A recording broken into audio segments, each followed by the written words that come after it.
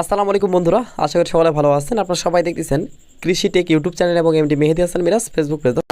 আজকে আমাদের এই ছোট্ট ভিডিও আলোচনা বিষয় হচ্ছে ধানের শীষ বের হওয়ার পর ধানে আমরা কোন কোন ভিটামিন বা পিজিআর স্প্রে করলে ধানের ফলন ভালো হবে, ধানের শীষ বের হওয়ার পর ধানে কোন কোন রোগের আক্রমণ হয় এবং সেগুলোকে কীভাবে প্রতিকার করতে হবে, ধানের শীষ বের হওয়ার পর কী কী পরিচর্যা করলে আমাদের ধানের ফলন বেশি হবে, অর্থাৎ এক কথায় ধানের ফলন বাড়ানোর জন্য ধানের শীষ বের হওয়ার পর আমাদের কী করতে হবে।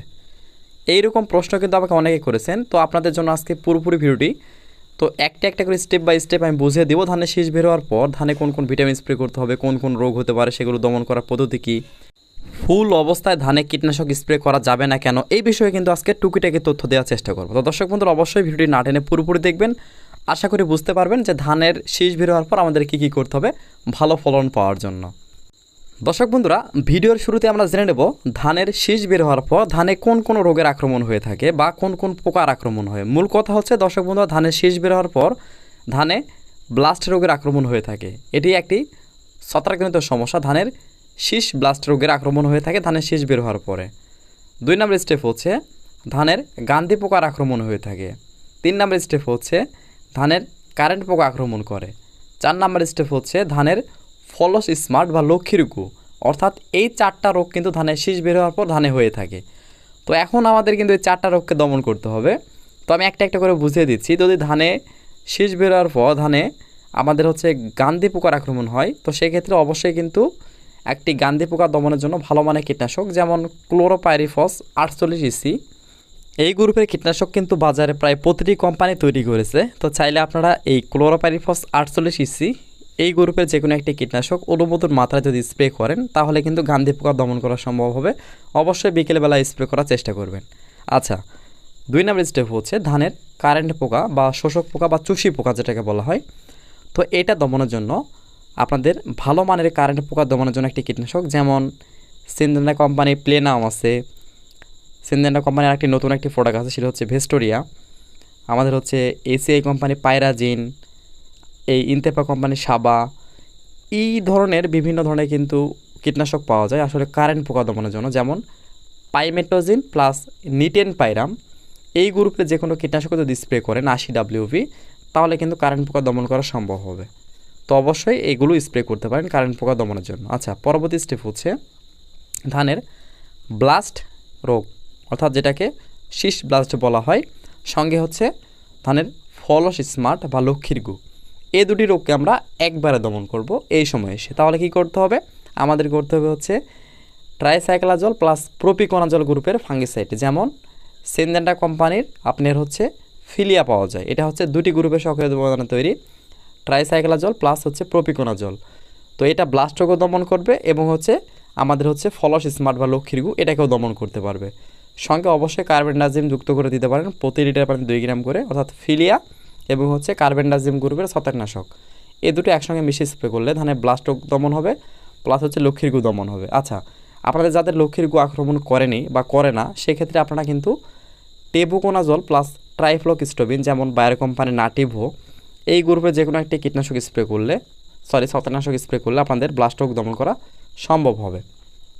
তাহলে আমাদের কি হলো, কারেন্ট পোকা দমন করা গেল, গান্ধী পোকা দমন করা গেল এবং আমাদের দেখেন এই ফলস স্মার্ট বা লক্ষ্মীর গু পাশাপাশি ব্লাস্ট, এই 4টা রোগ কিন্তু দমন করা হয়ে গেল আমাদের ধানের শীষ বের হওয়ার পর যেগুলো হয় দমন করা হয়ে গেল। আচ্ছা, পরবর্তী 2 নম্বর ধাপ হচ্ছে এই সময় এসে আমাদের ধানে কী কী পরিচর্যা করতে হবে। দর্শক বন্ধুরা, আমাদের এই সময় এসে ধানের যে পরিচর্যার বিষয়টা যদি বলি তাহলে 1 নম্বর ধাপে হচ্ছে যে আমাদের জমিতে 1 থেকে 3 ইঞ্চি পানি সব সময় বেঁধে রাখতে হবে, অর্থাৎ মাটি ভেজা রাখতে হবে, এটা ধানের মাথা হেলে যাওয়া পর্যন্ত। তাহলে ধানের দানা ভালো হবে, আমাদের ওজন বেশি হবে, ধানের ফলন বেশি হবে, এটা কিন্তু অবশ্যই মাথায় রাখবেন।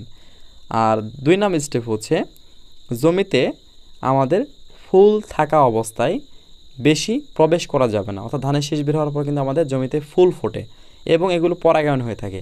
তো আসলে আমাদের এই ফুল ফোটা অবস্থায় জমিতে ঘোরাফেরা অনেক কম করবেন, যত কম সম্ভব ঘোরার চেষ্টা করবেন এবং সকাল 7টা থেকে বেলা 11টা পর্যন্ত ধানে পরাগায়ন হয়ে থাকে। তো এই সময়টার মধ্যে ধানে কোনো রকম কীটনাশক স্প্রে করবেন না বা জমির আশেপাশে ঢুকবেন না। এই সময়গুলো ব্যতীত যে কোনো সময়ে, অর্থাৎ বিকেলবেলা বা খুব সকালে কিন্তু কীটনাশক স্প্রে করতে পারেন যদি আপনাদের প্রয়োজন হয়ে থাকে ফুল অবস্থায়। আপনাদের কিন্তু অনেকের প্রশ্ন ছিল যে ধানের ফুল অবস্থায় কোনো কীটনাশক স্প্রে করা যাবে কি না। হ্যাঁ, অবশ্যই যাবে, সকাল 7টা থেকে 11টার মধ্যে নয়। এবং যদি কোনো রোগ মারাত্মকভাবে আক্রমণ করে থাকে সেক্ষেত্রে স্প্রে করবেন। চাইলে আপনাদের ধানের ফুলগুলো ঝরে গিয়ে মাথা হেলে গেলে স্প্রে করার চেষ্টা করবেন, এটা সবচেয়ে বেস্ট হয়। আর যত কম সম্ভব আপনাদের জমিতে ঘোরাফেরা করে স্প্রে করবেন। চাইলে 3বার আপনি যে দিক দিয়ে যেতেন ওষুধ দেওয়ার জন্য একটা জমির মধ্যে দিয়ে 3বার ঘুরতেন, সেখানে 2বার ঘোরার চেষ্টা করবেন। তো এরকম একটা কন্ডিশন অবশ্যই মাথায় রাখবেন। তাহলে মোটামুটি আমাদের কী হলো, ধানের শীষ বের হওয়ার পর যে রোগগুলো দমন করলাম প্লাস হচ্ছে পরিচর্যার বিষয়টা বললাম। এখন আসেন ধানের শীষ বের হওয়ার পর কোন ধরনের ভিটামিন বা পিজিআর স্প্রে করতে হবে। দর্শক বন্ধুরা একটা জিনিস মনে রাখবেন, ধানের শীষ বের হওয়ার পর ধানের ভিটামিন বা পিজিআর কোনো রকম স্প্রে করে ভালো ফলাফল পাওয়া যায় না। কেন যায় না? ধানে আমাদের পিজিআর বা ভিটামিন ধানের শীষ বের হওয়ার পর কোনো প্রয়োজন নেই। আমাদের ধানের শীষ কতটুকু বড় হবে, কীরকম ফলন পাবো, এটা কিন্তু ধানের কায়স্থর অবস্থায় আমরা বুঝতে পারি, বা ধানের দৈহিক বৃদ্ধির পর্যায়ে এগুলো প্রয়োজন আছে। তো এখন ধানের ফলন বাড়ানোর জন্য বা ধানের দানাগুলো পুষ্ট করার জন্য আমি আপনাদেরকে একটি টিপস দিচ্ছি। সেটি হচ্ছে, আপনার ধানের শীষ বের হওয়ার পর যখন মাথাগুলো হালতে শুরু করবে তখন ভালো মানের একটি ফাঙ্গিসাইড, যেমন সিনজেন্টা কোম্পানি এমিস্টার টপ অথবা বায়ার কোম্পানি নাটিভো, এই দুটির মধ্যে যে কোনো একটি। আবারও বলতেছি, বাজারে বিভিন্ন ধরনের ফাঙ্গিসাইড পাওয়া যায়, কিন্তু সেগুলোর নাম বললাম না। সিনজেন্টা কোম্পানির এমিস্টার টপ, বায়ার কোম্পানির নাটিভো, দুটির মধ্যে যে কোনো একটি অনুমোদন মাত্রায় এবং সঙ্গে স্লোবোর বোরন যেটাকে বলা হয় স্প্রেনাশক ব্রণ পাওয়া যায়। তো এই স্লোবোর বোরন প্রতি লিটারে 1.5 গ্রাম আমরা এই দুটি একসঙ্গে মিশিয়ে বিকেলবেলা স্প্রে করে দিব। তাহলে ধানের দানা ভালো হবে, চকচকে ঝকঝকে রং হবে, বাজার মূল্য ভালো পাওয়া যাবে এবং ধানের চিটার সংখ্যা কম হবে। অর্থাৎ চিটার সংখ্যা কম হলে কিন্তু ধানের ফলন ভালো হবে এবং রঙগুলো অনেক চকচকে ঝকঝকে থাকবে, বাজারে সবার আগে বিক্রি করতে পারবেন। তো এই বিষয়গুলো যদি মেনটেন করতে পারেন তাহলে কিন্তু অবশ্যই ধানের ফলন ভালো হবে। তো এখন মূল কথা হচ্ছে, আমরা যদি এই সময় এসে ধান স্প্রে করি তাহলে কতটুকু পানি স্প্রে করতে হবে, অর্থাৎ গাছের ভিজে স্প্রে করতে হবে কিনা। দর্শক বন্ধু একটা জিনিস মনে রাখবেন, ধানের শীষ বের হওয়ার পর ধানে কিন্তু স্প্রে করতে একটু পানিটা বেশি লাগে। তো আপনারা যারা ধানে 2 কন্টেনার পানি দিতেন তারা 3 কন্টেনার পানি দিবেন, বাট কীটনাশকের মাত্রা কিন্তু ওইটাই থাকবে, কীটনাশক বেশি দেওয়া যাবে না। ওই কীটনাশকটাই ঘুরিয়ে ফিরে একটু পানি বেশি করে নিয়ে আপনাদের জমিতে ভালোভাবে ধুয়ে মুয়ে স্প্রে করবেন। তাহলে মোটামুটি ধানের ফলন ভালো পাবেন, ধানের গ্রোথ ভালো হবে এই বিষয়গুলো মেনে চললে। তো আসলে ধানের শীষ বের হওয়ার পর এইটুকু বিষয়গুলো মেনে চলবেন, তাহলে দেখবেন ধানের ফলন বিঘা প্রতি 3 থেকে 4 মণ বেশি হবে। আর আরেকটি বিষয় হচ্ছে, ধানের জমিতে যাদের ইঁদুরে আক্রমণ করে বা ইঁদুর যেটাকে বলা হয়, যদি ইঁদুর আক্রমণ করে থাকে, ইঁদুর দমনের জন্য যে পদ্ধতিগুলো আছে ঘরের ঘরোয়া পদ্ধতি, সেগুলো মেনটেন করে চলবেন। এবং ইঁদুর দমন নিয়ে নতুন নতুন ভিডিও আপলোড করা হচ্ছে, অবশ্যই কিন্তু আপনারা দেখার জন্য চ্যানেলটিকে সাবস্ক্রাইব করে রাখবেন। এবং আপনাদের কোনো সমস্যা থাকলে সরাসরি তুলে ধরতে পারেন কৃষি উদ্যোক্তা ফেসবুক পেজে। তো দর্শক বন্ধুরা, আজকে এই পর্যন্ত, দেখা হচ্ছে নতুন কোনো ভিডিওতে। আল্লাহ হাফেজ।